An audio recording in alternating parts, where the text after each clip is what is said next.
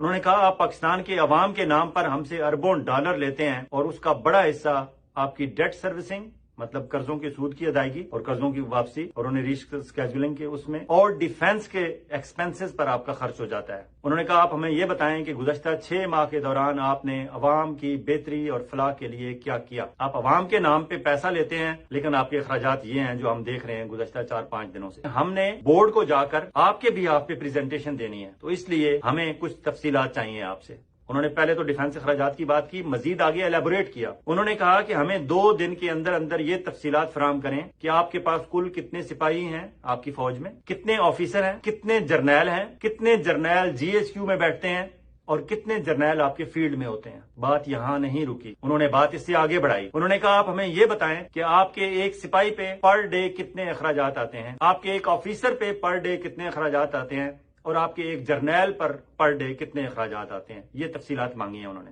جب انہوں نے دیکھا کہ پاکستانی وفد میں شامل لوگوں کے منہ لٹک گئے ہیں تو انہوں نے ڈھارس بندھانے کے انداز میں کہا کہ ہمیں آپ سے ہمدردی ہے، ہم چاہتے ہیں کہ آپ کو ضرورت کے مطابق مطلوبہ قرض ملے، لیکن ہمیں اپنی فکر ہے کہ ہم بورڈ کو جا کر کیا بتائیں گے۔ اب تھوڑی سی وہ ہمدردی کرنا چاہتے تھے کیونکہ انہوں نے دیکھ لیا کہ وزیر خزانہ اورنگزیب صاحب اور ان کے ساتھ جتنے سیکرٹری خزانہ یہ وہ پورا ان کا ڈیلیگیشن تھا، سب کے چہرے اتر چکے تھے جب انہوں نے یہ ڈانٹ سنی۔ میرا سورس یہ بتاتا ہے، موجود تھا وہاں سورس میرا، انہوں نے کہا بھرم رکھنے کے لیے انہوں نے یہ کہا کہ آپ کے حالات اور اقدامات ہماری مینجمنٹ کے لیے کنونسنگ نہیں۔ مطلب یہ تھا کہ ہم کنونس نہیں۔ اور اس کے بعد کیا ہونا تھا؟ اس کے بعد دوڑیں لگ گئیں وزارت خزانہ کی، وزارت دفاع کی، جہاں سے یہ ڈاٹا آنا تھا، اور پھر پرائم منسٹر سیکریٹریٹ میں وہاں بیٹھے ہوئے جو اسپیشل انویسٹمنٹ فیسیلیٹیشن کونسل والے ہیں، آپ کو پتا ہے وہاں جرنیل بھی بیٹھے ہوئے ہیں، بریگیڈیئر بھی اور کرنل بھی، بات ان تک بھی پہنچ گئی اور پھر وہ بھی ایکٹیو ہو گئے کیونکہ ان کی تو امیدیں کچھ اور تھیں کہ ادھر سے 8 ارب ڈالر آئیں گے تو اس کے بعد پھر یہ سارا ہمارے ہاتھ میں ہوگا، کیونکہ وہ اسلام آباد آ کے بیٹھے ہی اس لیے تھے، اور اب یہ اچانک سلسلہ ہو گیا تو یہ تو پیسے نہیں آنے والے۔ تو پھر ان کی بھی دوڑیں لگی ہوئی ہیں، وزارت خزانہ والوں کی بھی، وزارت دفاع کی بھی، اور یہ ساری report prime minister of Pakistan